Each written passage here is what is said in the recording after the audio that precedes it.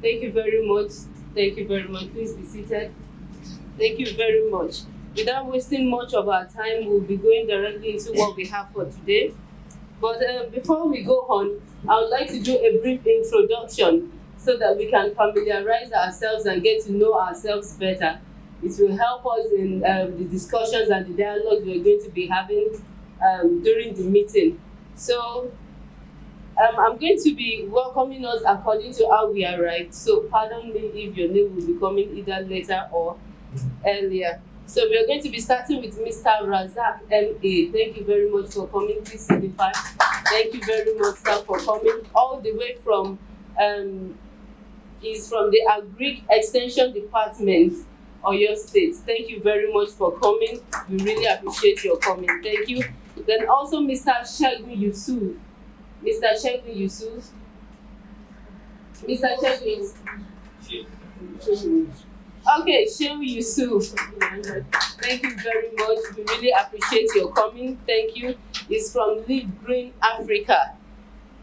He's from Live Green Africa. He's the director of Live Green Africa. Thank you so much for coming. We feel very honored that you are here. Then also Mr. Abdullahi Babatunde. Thank you so much for coming. We want to say thank you from the Ministry of Agriculture also. Thank you for honoring our invitation. Also, Akonho Roslyn, Mrs. Akonho Roslyn. Mrs. Akonho Roslyn. Okay, she's not here at the moment. Mr. Mamiyu Oloy. Okay. Mr. Oladeji G.A. Okay, Mrs. Oladeji G.A. I beg your pardon, ma'am. Mrs. Oladeji G.A. Thank you. Welcome. Mr. Daniel Uwangu. Mr. Daniel Uwangu. Thank you so much for coming. We appreciate your coming. Mr. Oshun Ranyi E.A. Mrs. Okay, Mrs. Thank you very much. She's from our neighborhood, from a school nearby, Basharu High School. Thank you so much for honoring our invitation. Thank you so much, ma. Then Victoria Daniel. Victoria Daniel, thank you so much for coming. Thank you. Then we have Pastor Kola Olowolafe. Thank you very much, sir, for coming. Thank you so much. We appreciate you. We have Mrs. Michael Felicia. Thank you so much, ma'am. We appreciate your coming. Thank you so much. Then we have Ibukunoluwa Toby. Okay, Toby, thank you very much for coming. Ibukunoluwa Toby, thank you. Then I don't think I am fit enough to introduce to us a very special dignitary. We are all special indeed, but I don't think I am fit enough to introduce this special dignitary to us. So I would like to call on my boss to do the introduction in person of Mr. Ogudu. Questions for legal rights and also the chapter coordinator for GLFx Ibadan.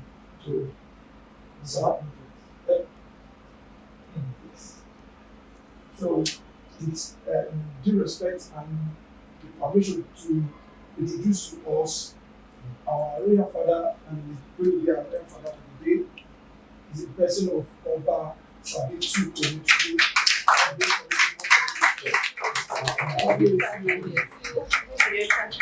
Thank you very much, Eshe Gonsa, Adupesa, in our own dialect. Please, all the Yorubas, I want you to welcome him in our own dialect. Yes, we must give honor to whom honor is due. Every one of us, we are honored to have every one of you here. Very, very honored. I want to say a very, very big thank you to you. We cannot pass in front of the king's house without honoring the king, and that is why we saw it fit that we should do that. Thank you so much. So we will be going to, before we even go any further, let me just briefly tell us what we are all about here, just in a brief way, so that we would know that we are not just here to just gather or have a very serious formal setting. I want us to mix. If you're finding someone that you're seeing for the first time, please mix. There is nowhere connection cannot be made. Connection can be made anywhere. So please let us familiarize ourselves with ourselves and at the end of the day, it is going to be very wonderful. So this is the launch program for GLF Ibadan chapter. What is GLF? GLF is Global Landscape Forum. And we know we are Ripple Height here, but Ripple Height is in partnership with GLF. So what we are doing now is that we want everybody from all facets of life, everybody seated in this room, we are all drivers, we are change drivers. So as long as you are seated in this room, Mahatma Gandhi said something. He said, if you want a change in the world, what do? You give that change. So we are that change. We are the one driving the bus of that change. So if you are here, you are a change driver. So what we want to do now is to intimate us about what GLF is about your responsibility, and about what you should do. Okay, before we go further, I would like to please introduce some set of people that are also here, and I don't think I should be the one to do the introduction, so I'm going to pass this over to my other boss. We are honored to have you here today. I'm going to make a quick apology for the fact that we are starting a bit late. Ordinarily, we know that time is of essence and everybody has much to do in the various locations. So I'm very, very sorry that we are a bit some minutes behind time. However, to fill this, I'm pleased to introduce Chief Ramoni Tiamiyu. Also, Osi Olubon.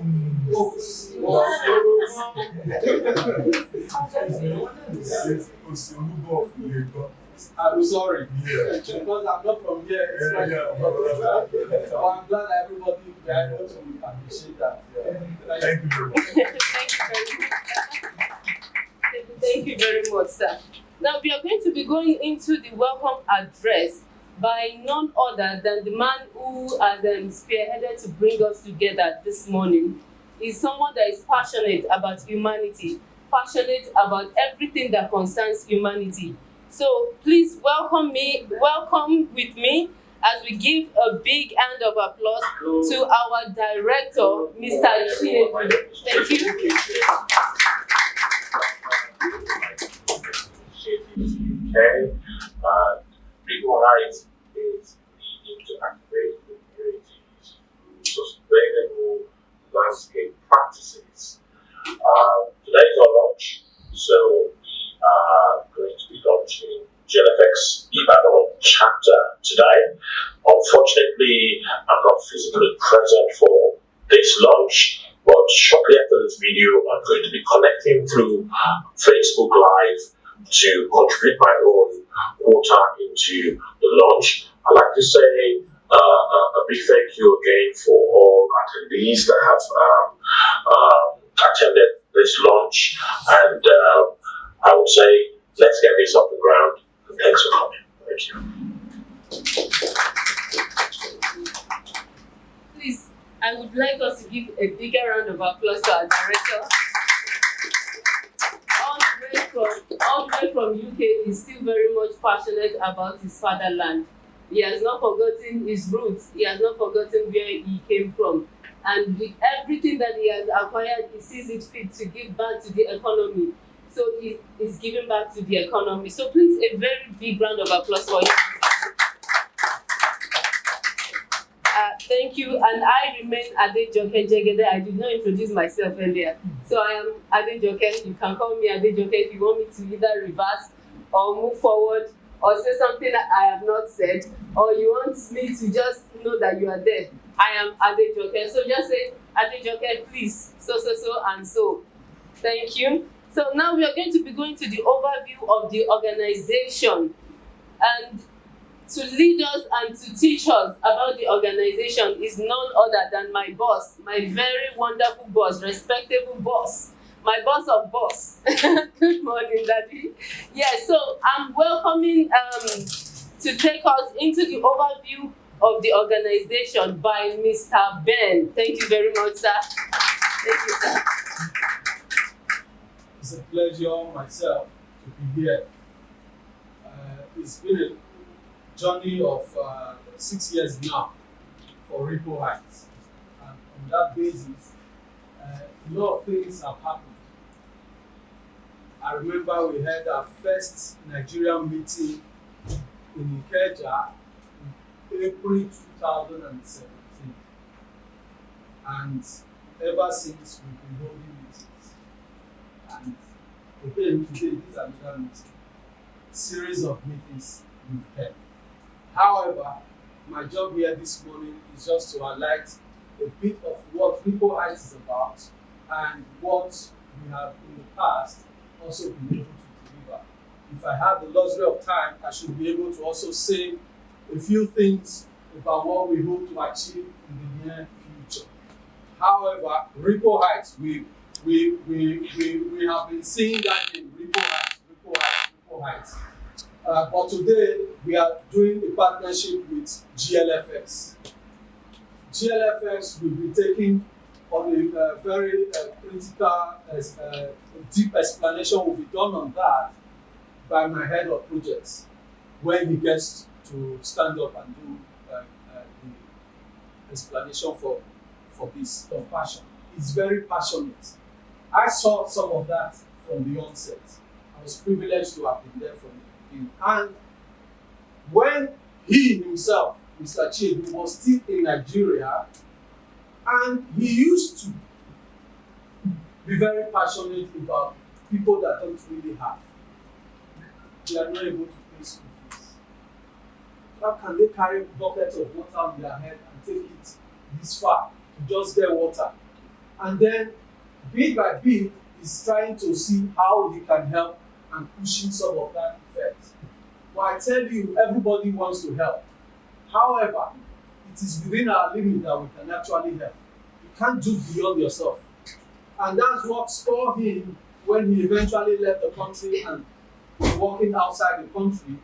He decided that, you know what, let's make this bigger. If we can come under a charity and then source funds enough, can't still solve everybody's problem, but we'll be able to reach a larger audience. That is the essence of him registering in 2016 Ripple Heights out there in the UK. The essence was combating poverty in Africa. I'm not putting the word extreme yet, but the key word is extreme. However, our people themselves try not to associate with the fact that we are poor. But in our very eyes, these things tell us, and something needs to be done. That passion that something needs to be done, how do we mitigate some of these lapses that have impoverished our people? That's what gave birth to Ripple Heights. It is that passion that made me to register Ripple Heights out there and then came back to Nigeria. However, Ripple Heights is an African thing because what we are trying to achieve cuts across the entire Africa. It is not, poverty is not limited to Nigeria alone. However, because it's from Nigeria, he decided that, you know what, let's start it from here. Charity, they say, begins at home. And that's why we had that first meeting in Ikeja in 2017. However, since that time, it's been a glorious journey. What do? We sat down and we realized that how do we help? Water is a key factor. Food is a key factor. Look at talents. People are talented. However, they don't even have the exposure. Sometimes we talk about J.J. Okocha, Sadio Mane, the big names we hear today. If those guys were not discovered, nobody will even hear about them. Somebody at some point brought an opportunity that saw them become who they became at the end of the day. And we can all sing praises and glorify that, yes, these people have made it through the God-given talent that they have. But then let me take you back to water. We have Water is Life project. It's a project that we initiated to be able to provide water However, we did ours, because a lot of people try to provide water. We made ours a bit different. How? Yes, we will provide water, but we will provide it in a manner that the kind of water you have is clean, with all purity. Before we allow people to, when we set up water projects, we make sure that tests are done and certified by relevant agencies to ensure that this is not going to harm anybody. That is what we do. Again, we extended a bit of that and decided that, you know what, why do people have to trek distance to go and get water? So when we set up like a water plant for you, we put a filtration system that makes sure that the water is clean, and then we also do a reticulation system that helps take the water closer to the people. So if we put a water plant in the market square, for instance, we have to reticulate that water straight to the abattoir where people wash meat. It is highly needed there. We have to take it to the town center where people can come out of their home and easily have access. You don't need to walk long distance to be able to access water.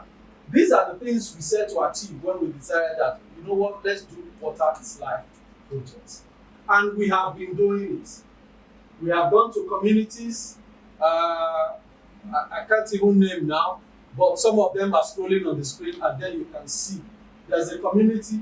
We started with Ibejuleki, and then I remember when the special advisor to the governor, who the governor Ambode mandated to come and commission, was commissioned. Somebody said something and said, Ibejuleki is an island community and basically sits on top of water.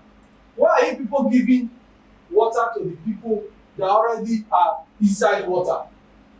And I was glad that I was able to respond. And I said something. I said, you know what? We don't just give water.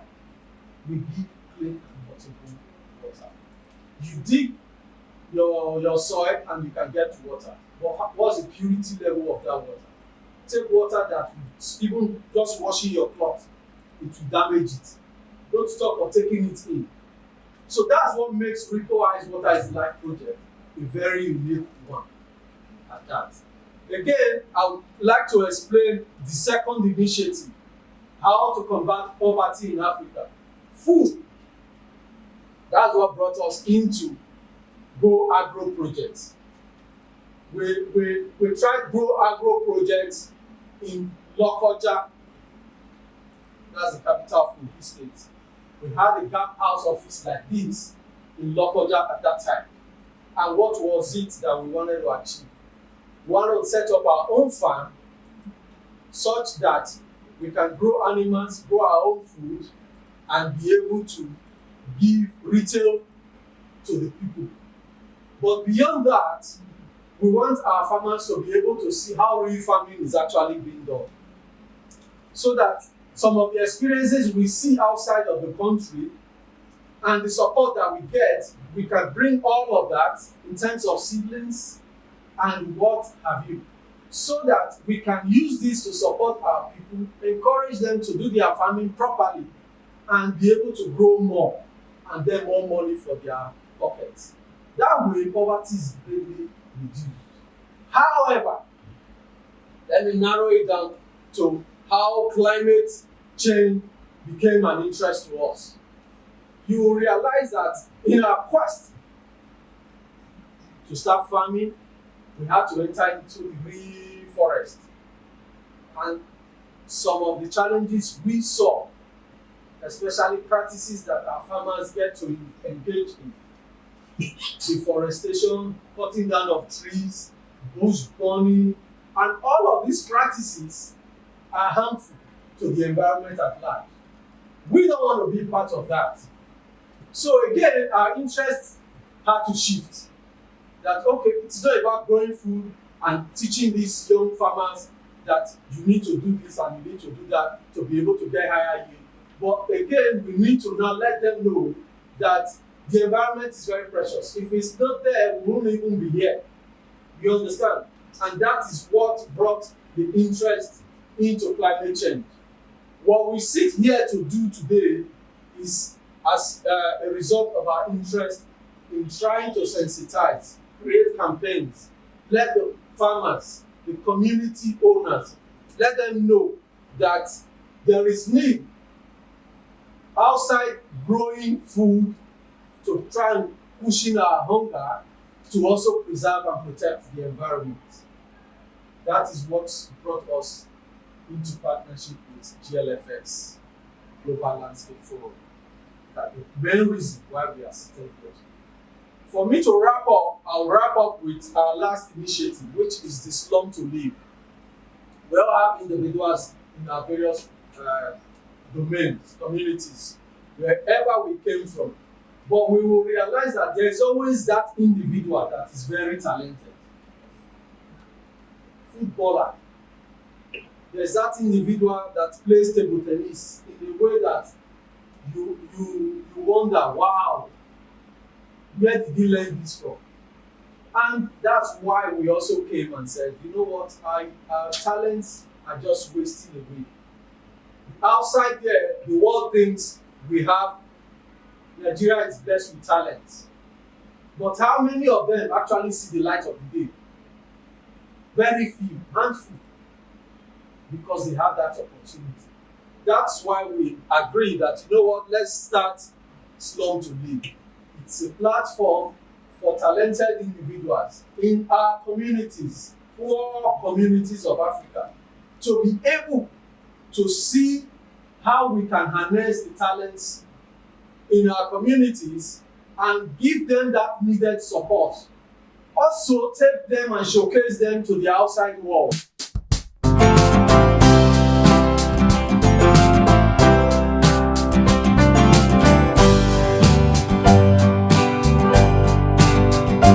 Together, just to drive this purpose of landscape management approach and also sustainable landscape practices. They also created an online, which is a digital platform for every one of us. With GLFx Ibadan, we have other chapters that we meet regularly online. And the purpose for that online community is for us to be able to engage, to share knowledge, to connect, and also to share ideas on how we can approach landscape management in our own local community. Because you will agree with me that each landscape has their peculiar challenges. But when we come together on that digital platform, it gives us a leverage where we can share ideas and borrow even for projects that have been executed as regards landscape management and sustainable landscape approach. Then for us to achieve this, having given us the background of what GLFx is and what the other available platform, and also I'll give me joy to also let you know that GLFx has given us a space, a platform whereby we were represented last year in the climate conference that took place in Glasgow. Our able director that you just heard speak over the video was present live in the climate conference that was held in Glasgow in November 2021. He was part of that group that went there, and he was also given an opportunity to speak, to join his voice and his idea to the problem that we are facing as regards climate change and global warming. And you know, with our work with farmers, we know that this have direct impact on their food production. That is why our farmers are our focus area in achieving and delivering this project. Then how do we intend to deliver this project? Our farmers will be equipped with training, information, and other materials that will help them in sustainable agricultural practices, which will eventually lead to increase in food production, and that will translate to more money in their pocket. That means it's affecting the socio-economic aspect of their life. Then also, how do we also sustain this? We are not just going to work with the farmer, train them just on site, we train them online, because they also need to come and be engaging with other GLFx members from other countries. Like I said, it's a global community coming together under one umbrella to addressing one problem. Then also the training will also extend to the youth. We have identified youth groups, even up to the secondary school level. These youth groups will be trained and given materials because they will now become our ambassador. They will now be speaking our landscape language. They will talk to their friends within the sphere of their influence and also within the community, and letting them know the dangers or the negative effect of harmful project practices or as landscape approach and management. And these students will not just cut across higher institutions but also secondary school. That's why we have our teachers, the representative from the secondary school, and to give them an idea, an overview of how they will be coming to participate in this project. Then also, while working with the farmers from Ile-Igbon, we also intend to extend the network of farmers beyond Ile-Igbon to Ibadan and is a very Oyo State at large, because we intend to grow the followership and also bring everybody on board on that global landscape forum so that everybody is aligned to one particular vision of what managing our landscape properly, and also the ones that are degraded will be restored. Then we will move from there to the community members. Can we work or achieve this without bringing the community leaders or traditional rulers into this? No, that's why they are part of our stakeholders that we have identified that will work with us on this project. They need to help us talk to their farmers in their local language or the way they will understand it better, because we have our local practice, culture, and way of life. But for us to alternate or alter this, we need people that can speak to them better in the way they will understand. That's why the community, the local community, the chief, the leaders will be part of this project, why we are going to be delivering our objectives as regards the landscape. Then also, after we have done all this, we intend to go on tree planting, that is restoration, restoring our landscape, it's degraded. We will start from the farming community and we'll also extend it to the urban areas. We are not going to just narrow it to only the rural areas or the farming community, because you agree with me that urbanization also is a major factor that affected our landscape and led to landscape degradation. So part of our project will also include tree planting within the urban areas and the rural areas.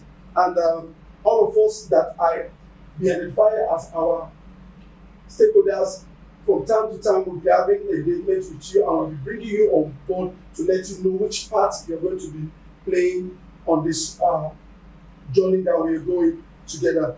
And at the end of it all, we hope that we will bring life back to our landscape.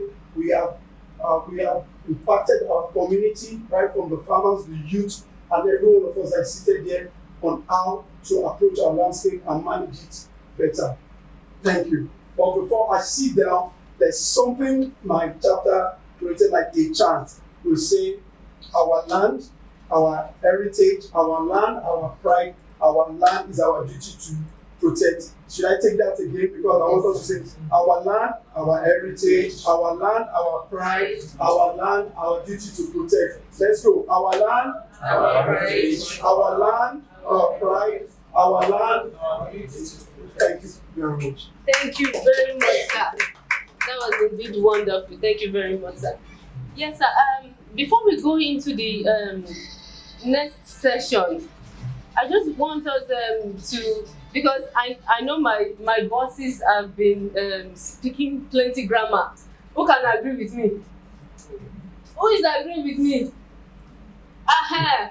Okay, let me say it in Yoruba for, okay. Àwọn ọ̀gá wọn ń sọ àwọn òyìnbó kàǹkàkàǹkà, àwọn òyìnbó gidigbigidigbi. Ta ló agree pẹ̀lú mi? So a fẹ́ mú wá sí like our own level, our own, my boss has, in fact, he has done well on the international front. But I'm not afraid to say that I'm a local lady, and I don't mind if you say it in Yoruba, or if you say it in Pidgin, or you say it in whatever language that I understand. Okay, first and foremost, what is landscape? Because that English is big. Landscape is big. See, break it down. Agricultural land, like having farm, that is landscape. Do we understand that? That's easier to understand, because I know that we are from different facets of life. We are from different intellectual realm. So landscape is basically farmland, agricultural land, the land that grows anything green, the land that grows flowers, that grows whatever agriculture. That is landscape. Now it's telling us that climate change is happening. Climate change is also a big drama, like a compound word. So let us break it down. Now that climate change, have we noticed that the sun has been shining abnormally? It is hotter than normal. I don't know if I'm the only one, but when I get home and I remove my clothes, this place will be fair, this place will be black. I don't know if it's happening to anybody. It is happening to me, and I know it is normal.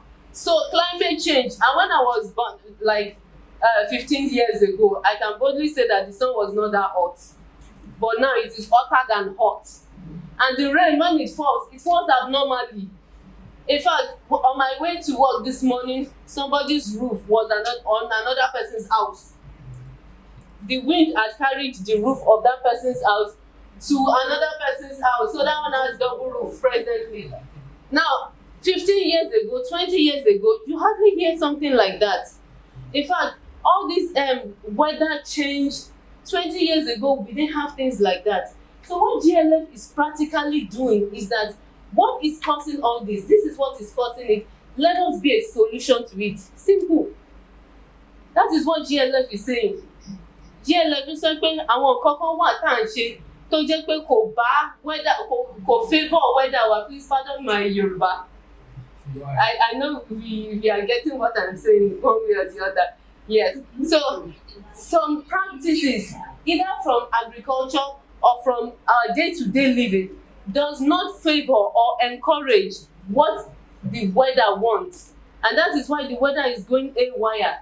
Nature is going haywire. Humans are feeding so much on nature that nature is losing its balance. So what GLF is just trying to do is that let us restore nature.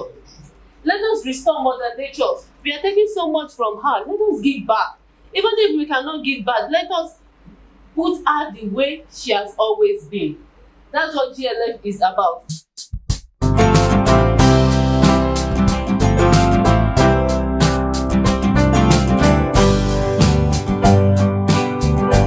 First came into was first introduced in the early 80s in some technical papers when it comes to agriculture and some other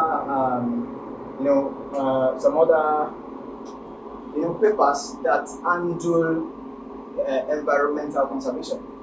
So when we talk about landscape, we are talking about approaching to solve a problem from a vantage point and making sure that everybody that is directly or indirectly relating with the landscape, or that is indirectly or directly being affected by the condition of the landscape, is engaged and is properly brought to keep their own opinion on how the landscape should be. The only part of the ecosystem that supports agricultural productivity is the soil.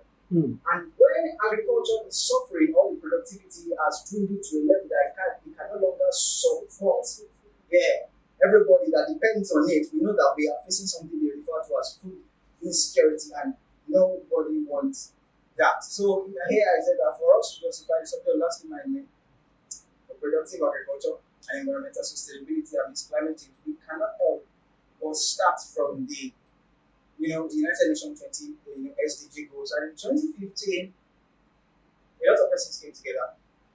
They've been able to identify a problem. And they found out that, for us to be able to solve this problem, we need to sit down, bring everybody on the table, and come up with durable and sustainable solutions that we can implement over time and be able to measure at the end of the day. And they came up with what they refer to as the Sustainable Development Goals. That was in 2015, which which was later, came into real-time effect early 2016. So they started and we have 17 of them. And I tell you, Tim, there is no part of the Sustainable Development Goals that is independent on its own. If you take a critical look at it, every one of them are connected in one way or another. So we cannot just say, okay, we want to create a solution to this problem, and we are just looking at that problem from that streamlined angle. I don't know if you get what I'm trying to say. If we are to implement any solution, we need to be able to look at everything in its whole.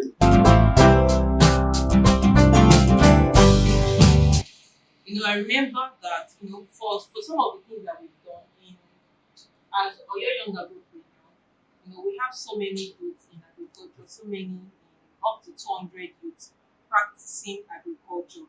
And we realized that, that some agriculture has to be done in a good way. We call it good agricultural practices. So there's some knowledge that we need to put into practice in order to ensure that while we are providing food, we don't damage the climate. And then, so some of the things we do is that when you become a part of us, for the first 1 week, after we do a farmer business school, and then for the next 6 months, we undergo GAP, that is good agricultural practices, in which we learn how to use the safe use of pesticides, and how to be able to convert some of the waste on the farm to wealth. You don't have to throw away all these waste. There are some things that you have to convert to wealth. And for some of us, we realize that some people actually get this, take this climate change issue over, and then they're like, okay, I don't even want to use pesticides. What else can I do? What are the things that I can do? We know that, okay, this pesticide, fine, we are learning how to use it in a safe way. We are learning how to use it. Is it possible that I even plant and I don't use pesticide at all? And then we now go into have an aspect where we do organic agriculture, and we realize that it's actually possible that you don't use pesticides in the farm. A lot of people say it's not okay. When between Europe and Africa, it's leader. Yes. Where the masses increase, there will be problem. Where the leader increase, there will be a problem free. So when we are talking about the Europes, we know that the majority of the people living there, they are leaders. But when we are talking about Africa, particularly Nigeria, the majority of people living here, they are masses. So it's very, very difficult to control masses, but very easy to control leaders. Leaders can do something right, masses cannot do it. So that's the reason what are the exact things that happen in the leadership of the country.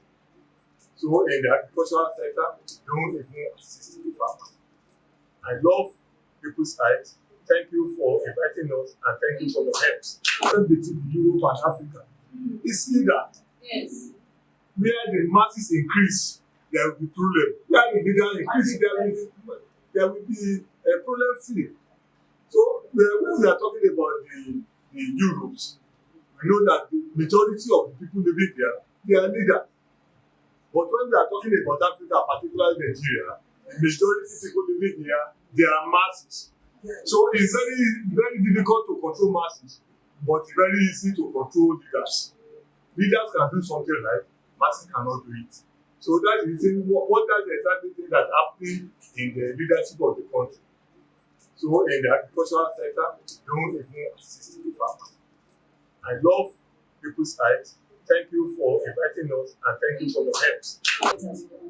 But then, we suggested organic methods for planting of crops and plants. The population grows, like we have a growing population. And is it possible that growing of plants through organic ways is sufficient to provide food for the growing population? That's my first question. And okay, yeah, that's my first question. Then the second one, I'm talking as a veterinarian from the veterinary point of view. The use of organics like manure and the likes, then we've been taught according to veterinary parasitology that there are some manure that actually, especially from animals, that actually possess some worms that can actually be be taken up by we humans and causing series of problems, intestinal hemorrhages and the likes. So, is it possible that, okay, for organics, how do we reach out to many farmers who do not know that there is a possibility of an infection from the manure to the plants, then to the humans? So, what's our focus? Like, how do we plan on reaching them in order to educate them concerning that? Thank you. Which we agree on. Yes, and first of all, I will say that not everybody can go into organic agriculture.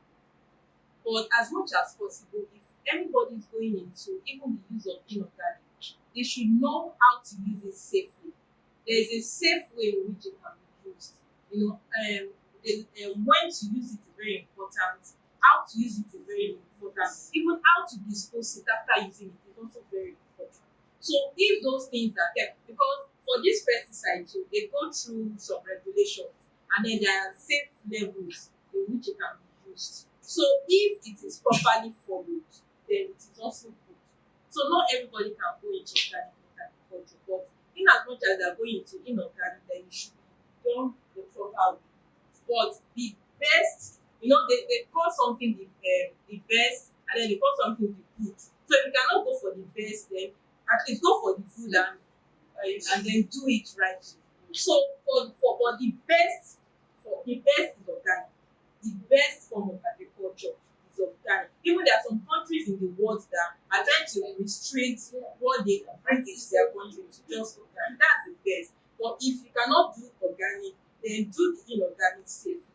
So that's what agriculture. It's something that you have to learn properly. There is a way in which you do organic agriculture. If you want to do manure, you can't just spread it on the farm like that. You have to go through some series of fermentation and all that. So if not, it can even burn the plants. Yeah. So there are safe ways, there are ways in which it should be done. So when you want to go into agriculture, you have to do it proper. You have to read about it, learn about it. So once those things are, then it's not all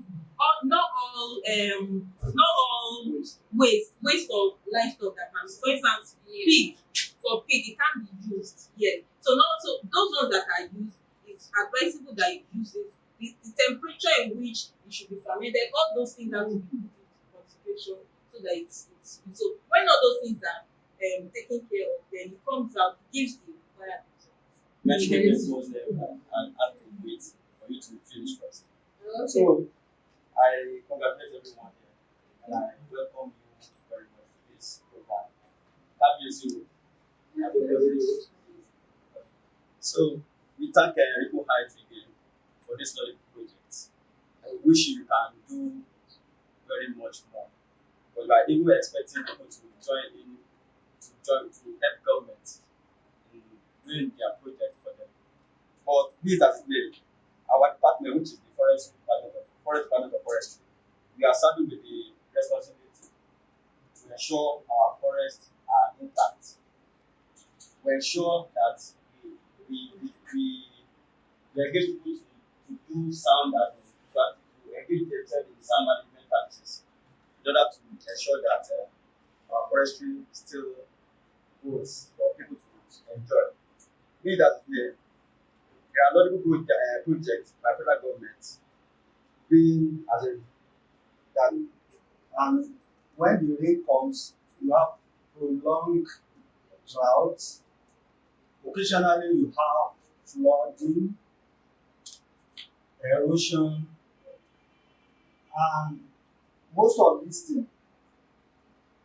This is what ordinary farmers recognize as being the effect of climate change. And to really complement some of the contributions of my colleagues here, I think in Oyo State, the Oyo State government have about 30 art dams throughout the state. Most of them constructed in the early day of Onage, the pilot ADP.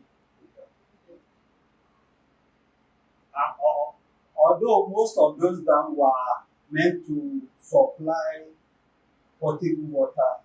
They are not meant for irrigation activities. And even the capacity of most of them cannot will not be used for large scale irrigation. What intervene is this? We have most of these national agricultural research institutes around us. And because they have recognized the drought that comes along with the climate change effect and the abrupt stoppages, most of these NARIs, National Research Institute, they developed varieties that are drought resistant, short duration varieties, at least to mitigate the effect of the climate. Before we go ahead to call the ribbon, I hope we remember what I taught us when I was giving my talk. So we'll hand over the official curtain to our father who is here represented today. Please, sir, please you go ahead and cut the ribbon. We'll say it to you. I don't say it to you, but I don't want to say. Okay. Yes, the official launching, the Olugbo of Ilegbon will cut the ribbon now to officially launch Ibadan GLF chapter. And after this one, we are going to chant our slogan: our land, our heritage, our land, our pride, our land, our responsibility to protect. She will do the chanting. So, Baba, can you go ahead and let's clap? Yeah. GLF! Our land! Our land! Our land! Go to ministries and parastatals and government agencies, we will still go and meet them. This is what we want to achieve. How do you help us achieve this? How do you intend to support us? Sir, Good afternoon. can you know your name, please? My name is Razak Maruf Alabi. Okay, from which of the ministry? Well, I'm from Agric Extension Department, Oyo State Ministry of Agric and Rural Development. In recent times, we have been attending all these training or workshop on climate change effect on the agricultural production and the way forward. I think most of the recommendations given there are also have been given before, and I hope if those things are well implemented, we will with farmers, and if we get informations that will help environment, we will be the messages will readily get to farmers at the rural area. Thank you so very much. Yeah. Thank you. You have a wonderful afternoon. And just a quick one. Your names, please. I'm Adeyemi Adeshubumi. Okay. Akinloye Emmanuel. All right. At the end of the program, what would you say? What is okay? Let's start with ladies first. What is the general overview at the end of everything? Well, okay. The goal of this program has just basically been encourages us to work towards creating a safe environment, and also we were enlightened, and personally I was greatly enlightened because there were some things that I used to do which has to involve with chemicals and its effect on global warming and all. So it has been enlightening, and I really hope that this kind of summit can actually be passed across, moved even to institutions and secondary schools, so that people can also understand and work towards preventing some of these things. And you, sir, what's your general overview? Yeah, this program is actually an awesome one, and it's more than what I actually expected, because it's opened my eyes to various things that could be done to avoid us losing our landscape to hazardous environments and all. So it's really an eye-opening, and I hope this can reach so many much people, and the whole Nigerians at large come to the realization and what this program is really all about. Okay, the program is actually a great initiative, and I can say that I'm actually flabbergasted because it's more than my expectation actually. And the fact that the land is being given priority is actually a good thing because as human beings, land is, I can say, it's even our number one asset. And if we are not giving priority to the land, then the people will suffer. So I think it's a very good initiative. It's a very good program, and I think if I believe in the future, there's a great future. There's a great future for this initiative. Thank you. So indeed, at the end of the day, we can generally conclude that we are all ready to take responsibility to ensure that we protect our lands. Okay, thank you so very much. It was wonderful having you here today. We look forward to projecting this program larger scale and going out there. Automatically, you guys are ambassadors of GLF. You all agree with me, right? Okay, thank you so very much. You have a wonderful day. Already an ambassador of GLF. So mind telling us your name? My name is Tubi Bukonluwa. Two people follow one. Tubi Bukonluwa. I know you said two people follow one. No. Don't mind now, just feeling your leg. Okay, you enjoyed yourself today? Yes, of course. A lot of things we were able to discuss on, issues concerning climate change, and then how we can, some solutions in which we can start working towards. So it was a very intellectual one, practical, and then thank God that the organization is already moving forward into putting it into practice. So it's a good one. You think through this initiative, do you think these things can actually be achievable?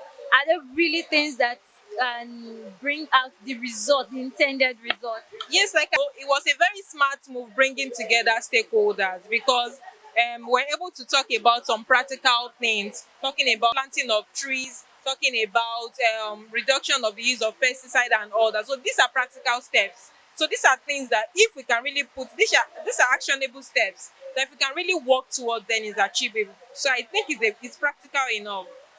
Now, as an individual, especially as an ambassador of GLF, what do you think? What is your own major role? What is your responsibility going forward? I have so many roles, although I've been practicing that even before now. But then this is also another wake-up call, because I'm one of the coordinators of the Oyo Young Agropreneur. So we have about almost 200 practicing youths in agribusiness amongst us. So we have to give them this awareness on the use of pesticide, the use of organic agriculture, some of these things, bringing it together into practical steps. Yeah! Dájú ẹ káàsán sá. Ẹ káàsán ọmọ mi. Kábíyèsí sá. Ojú ò ní tì ọ́, ẹ dàgbà, ẹ darúgbó, ẹ̀mí yín ó gùn. Inú tèmi dùn sí ni. Ẹ mọ̀ pé pọ́n mi lé gan ni. Irú tó wà ń bí tẹ wá ṣe ń bí kò ṣẹlẹ̀ rí. Èmi ní ẹni àkọ́kọ́ báyìí. Tẹ kọ́kọ́ mú mi débí. Tẹ sì fi pọ́n wa lé. Ọlọ́run wà yọ kó máa dá sí lọ. Àga yín náà lẹ́yìn odi kò ní bàjẹ́ fún o. Mrs. Gospower Olunike from Community Grammar School, Alegongo. This program is a very exciting one, and even if I have the opportunity, I would like this program to be coming up maybe twice in a year or 4 times in a year, because all these children, the people, the students, they don't have interest again in agriculture. Like in my own school, I'm taking about 90 students to write this forthcoming WAEC and NECO, but you could 19. But you couldn't believe that all these students, they have to run after them before they will come to the campus. Though I can see 9 or 10 students is the problem. So they don't have interest again in agriculture, talk less of doing all this practical, talk less of using organic manure. So if you can see some set of people, the organization, if it is non-governmental organization, that will come and enlighten them that there's opportunities, a lot of opportunity if you are doing agricultural science, even from your primary, secondary school. That one we have, like the teacher that took us agric about 30-something years ago, the man allow us to have interest still today on agriculture. Even for you to have small vegetable garden at the back of your house, or you are rearing maybe layers or broiler, at least you have started from somewhere. But these students, they are not ready to do any practical, even the theory, they don't have interest in it again. because they believe in doing other things. Okay, do you think it is because we do not have enough teachers that are actually building their interest in agriculture? There is no awareness again in schools about agricultural science. You know, in the olden days, if you are right, all the students are doing agricultural science, and whether you like it or not, you are going to have your own plot. You will have your own plot, maybe to plant your maize or cassava, any or vegetable garden, or even pepper. But this time around, there is nothing like that.